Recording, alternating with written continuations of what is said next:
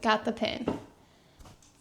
Hey, welcome back to my channel. I am Sequoia and this is Simply Sequoia. Today we're reading chapter 36 called Alzheimer's and Dementia, and this is our very last chapter of part 5 of this book, Brain Saver by Anthony Williams, medical medium.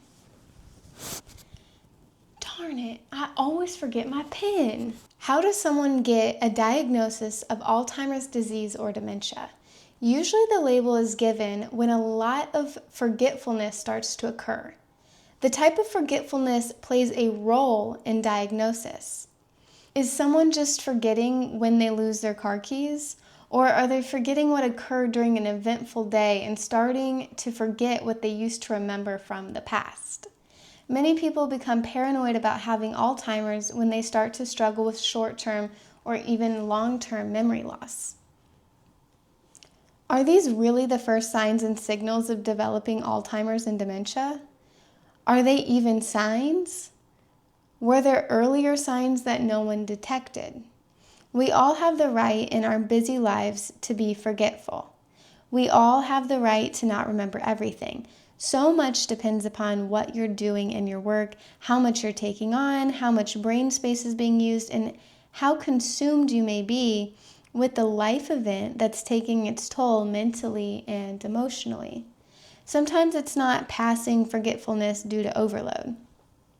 Sometimes everything seems to be perfect. All's happy. You have your routine and suddenly you're getting confused, forgetting about certain events you have on your calendar, and you or someone close to you feels there's obviously something going on. Some people experience episodes of delusions, space outs, or truly losing all sense of time. These symptoms may come and go for years, with long stretches passing with no episodes and then suddenly disorienting experiences. Someone may visit the doctor because a family member or friend suggested it, noticing unusual behaviors, and the doctor doesn't really know if there's a problem or not. Then when the symptoms start happening more often, the doctor will diagnose it as Alzheimer's or dementia. What does this all mean? What constitutes a real Alzheimer's or dementia diagnosis? The truth is, it's all gray area with gray matter. Doctors often rely on brain scans such as MRIs, looking for what they believe are inconsistencies in the images. If someone is becoming more forgetful, their personality is changing usually. They're exhibiting mood shifts, attitude shifts, or changes of demeanor, and it's alarming to the people around them. And then an inconsistency shows up in the brain scan. They may get a diagnosis of early Alzheimer's or dementia. Only in certain cases is anything seen on a brain scan, besides which the type of inconsistency that shows up on the brain scan of someone with forgetfulness may very well show up on the brain scan with someone who isn't having forgetfulness too. In the majority of Alzheimer's diagnosis, there's nothing unusual in the brain image. Diagnosis is really based on theories and guessing games.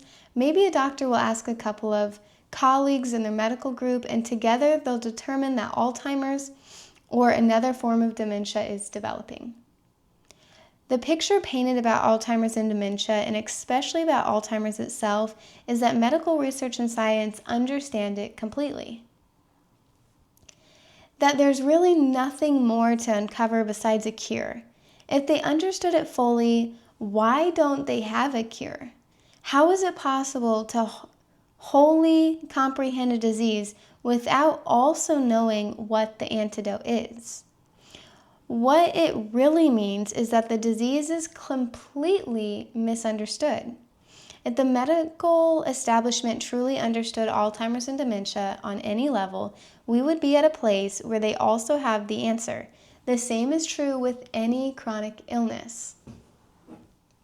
Celery juice. Alzheimer's answers.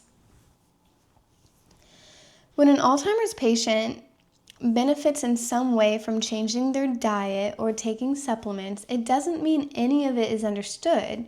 Even if an expert in the field of medicine feels they stumbled across a helpful remedy to temporarily slow down the disease progression. We can throw around improve your gut health, we can throw around top brain foods, and someone can toss out their old lifestyle and past way of eating, start on supplements, and see their memory get a little better, as some confusion and brain fog start to temporarily ease off. It still doesn't mean the disease is grasped on any level. Medical industries, both alternative and conventional, are still completely in the dark about Alzheimer's. What medical professionals are really looking at in a brain scan and what it means about what's occurring in the brain is still a mystery to them. It's going to remain a mystery. Millions of people will continue receiving Alzheimer's and dementia diagnosis with no real answers for years in the future because the answers aren't fruitful to the medical industry. They threaten its foundation. And so a pretending will continue, a pretending that medical communities know what Alzheimer's and dementia are, how to diagnose them correctly, and how the disease works. And that the only missing piece is a cure. The fact that some patients show improvements with changes in diet makes both alternative and conventional medical professionals feel closer to knowing what the problem is inside the brain and the body.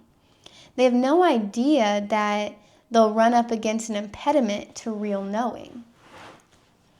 Why are the answers about Alzheimer's and dementia so frightful to the medical industry? Because in part, they're industry caused. I will underline that. When an answer about Alzheimer's surfaces, it won't be the truth. It will be a classic decoy, because the truth, that all too threatening truth, is that Alzheimer's is a collection of toxic heavy metals, many of which have entered the... Because in truth, the all too threatening truth is that Alzheimer's is a collection of toxic heavy metals, many of which have entered the patient from medical treatments right from the start, beginning with babyhood, or have been passed down through the bloodline from medical treatments of old that our ancestors received. Specifically, Alzheimer's and dementia are mercury caused, with enough aluminum also present in the brain for these diseases to form. I'll make a bracket for that. These toxic heavy metals enter the brain, can cause a lot of early warning signs along the way, starting in childhood and young adult. It's simply that no one knows these symptoms are indeed possible signs of someone one day in the far future losing their memory, forgetting who they are, forgetting their loved ones, and losing the ability to function. The precursors to memory loss that show up early in life are never really truly seen because the medical industry has to practically ignore much that's brain related. Instead, many issues are blamed on someone having mental or emotional problems. Some end up feeling that they're simply dysfunctional. Prescription antidepressants, anti-anxiety medications, stimulants, and mood stabilizers are being handed out at levels never seen before in history. At the same time, Alzheimer's and dementia are on the rise. And because they tend to happen later in life, a connection isn't made to earlier struggles. Not that Alzheimer's and dementia are always preceded by obvious mental struggles. Many individuals may not show early signs of mood destabilization or the need for antidepressants. They still display other signs that are missed along the way. These signs aren't easy to read. Doctors don't witness what we say and how we act in every moment of our lives. It's impossible, so signals go by unnoticed.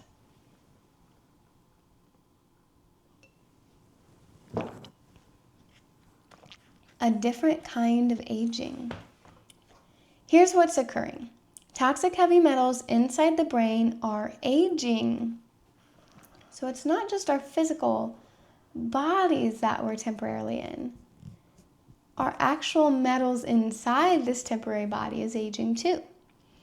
That's right, we're not talking about someone aging naturally. The metals themselves age. Over a lifetime, we collect more and more metals if we don't know how to watch out for them or detox them. And metals in the brain attract metals. That's especially true with mercury. As more mercury enters the body and circulates through, it can find old deposits of mercury within the brain, connect and join onto the deposits, forming larger deposits over the years. The mercury expands. When the expansion occurs, the older mercury that has aged, oxidized, and corroded loosens up and breaks free with oxidative discharge and runoff saturating adjacent brain tissue.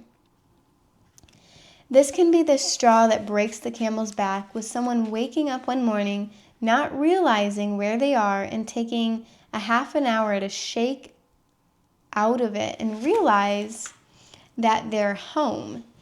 That was when that aged, oxidized mercury runoff expanded into adjacent brain tissue. The dam broke. More oxidation can occur when it's not just mercury present in the brain. As I mentioned, aluminum may also be present. Those aluminum deposits in the brain must be fairly close to the mercury deposits for symptoms to accelerate. Although aluminum deposits don't need to join mercury deposits to rapidly kill and destroy brain cells that harbor memories.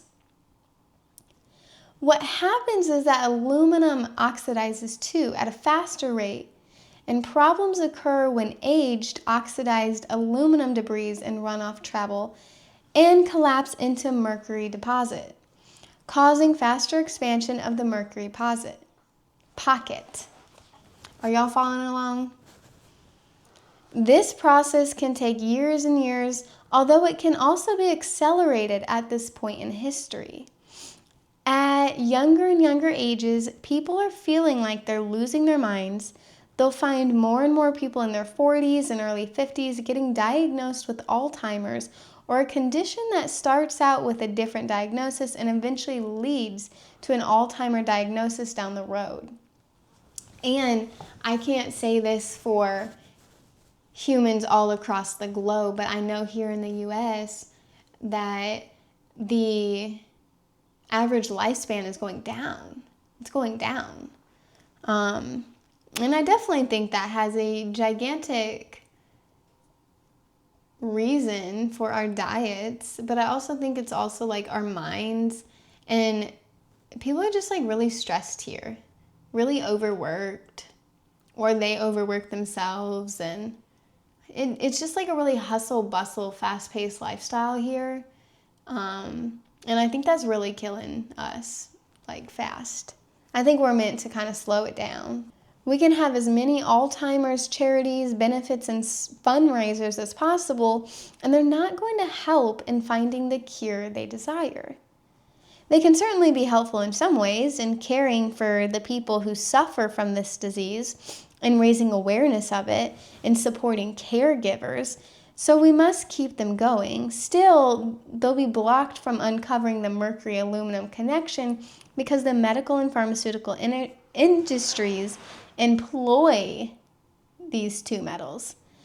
They're not the only industries.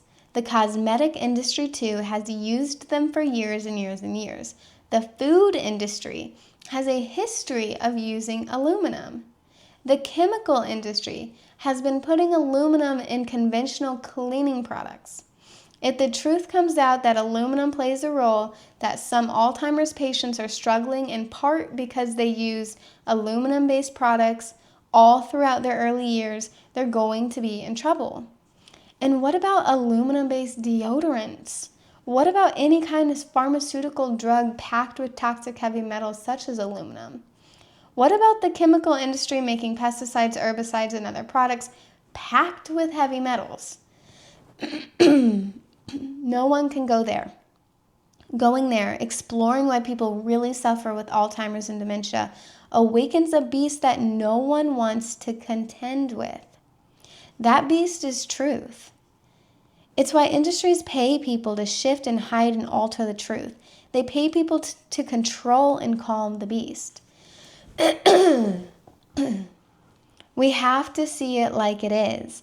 In Alzheimer's and dementia, someone has a high level of mercury and aluminum in the brain already oxidizing, and as the years go on, oxidative debris from these aging metals expands and accelerates. The excess byproduct becomes runoff that saturates brain tissue, sequestering areas of the brain where electricity is supposed to run fluently and freely. Another way to see it is that dead patches form in the brain, low voltage areas where electricity cannot function at the level it needs to. Electricity keeps the brain tissue active by stimulating brain cells, so a lack of electricity in the area of the brain tissue can cause it to deteriorate and atrophy. That's what's behind so many of the symptoms of Alzheimer's and dementia. Now, not all Alzheimer's and dementia causes display themselves in the same way.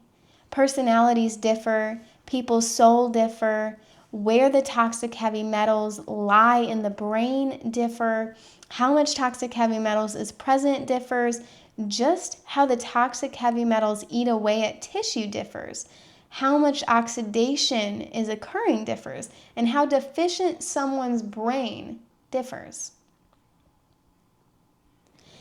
If you're wondering about the difference between Alzheimer's and other forms of dementia, they are basically one and the same. They're both caused by the same metal, mercury and aluminum. It's just that symptoms can vary because of where those metals sit in the brain. When metals are a millimeter this way or that way in someone's brain or brainstem, they can create completely different symptoms, ranging from delusions to severe tantrums to the need to walk for hours with no direction. It varies in every way. Alzheimer's and other types of dementia are the same disease. They're both severe brain tissue damage from large deposits of metals that have oxidized. Last section in Alzheimer's and dementia is called Power Over Alzheimer's. What we can all take away from this is to prepare way ahead of time. All of us have these metals inside us in different places in the brain and body at different levels and to different degrees. This is why removing toxic heavy metals from the brain, which you'll read about in part 6, Bringing Back Your Brain, is so critical and should be taken so seriously. The goal is to minimize any new toxic heavy metals coming into your body system while eliminating any old metals you already have, ones you might have been born with or received as a child. If you start at age 20, great. If you start at 30 or 40, great.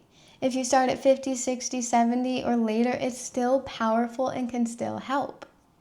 If someone who was dealing with an early onset of dementia or Alzheimer's symptoms start eating better and taking supplements, and they're starting to see improvements, a few things happen. First is that they're getting additional nutrients to the brain to offset some of the damage being done by the toxic heavy metals.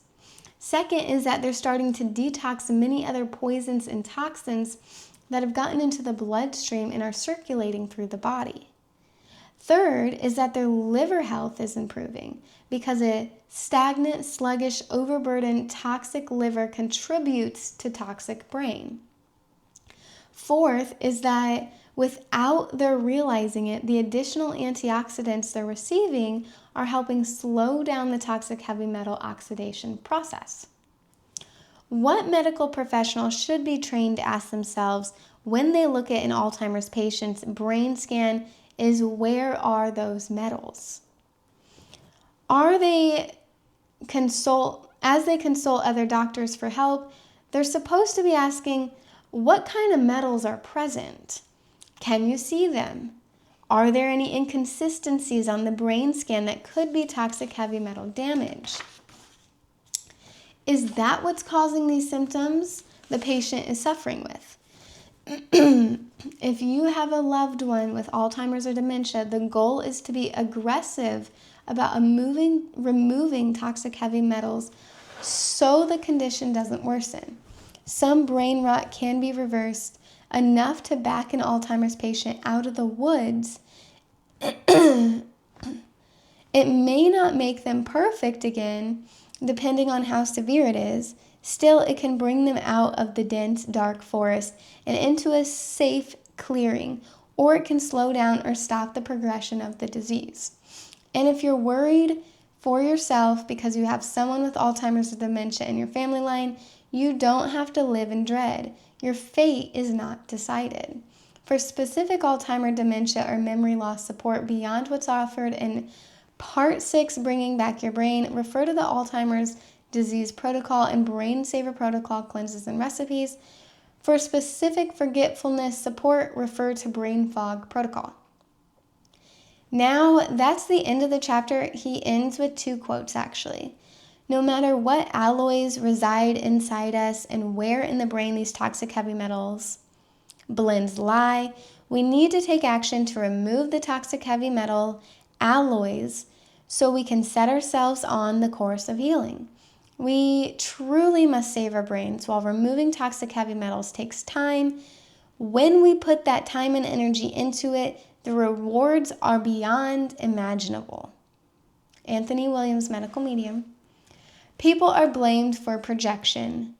They're told they're projecting their pain and anger at others. They're told stop projecting, so they try self-care hacks and trends for betterment, try to become better people, and then the minute they pop, they're blamed for projecting their pain onto others. What they're really doing is showing that their brain's physical needs aren't being met. Anthony Williams, medical medium. If you liked this video, please like and subscribe and follow me for more. And if you want to go ahead and click that notification bell, it does help as I'm trying to grow my YouTube channel and I'm trying to get this message out there. That was the end of part 4. Part 5 is your pain and suffering enlightened, and this is the meat and potatoes of the book. We've been talking so much about all the different symptoms and conditions and diseases and disorders that the brain can develop. Now we're going to talk about how to heal them, how to get rid of them, how to cure them, how we can have true health as the years go by. All right, bye for now.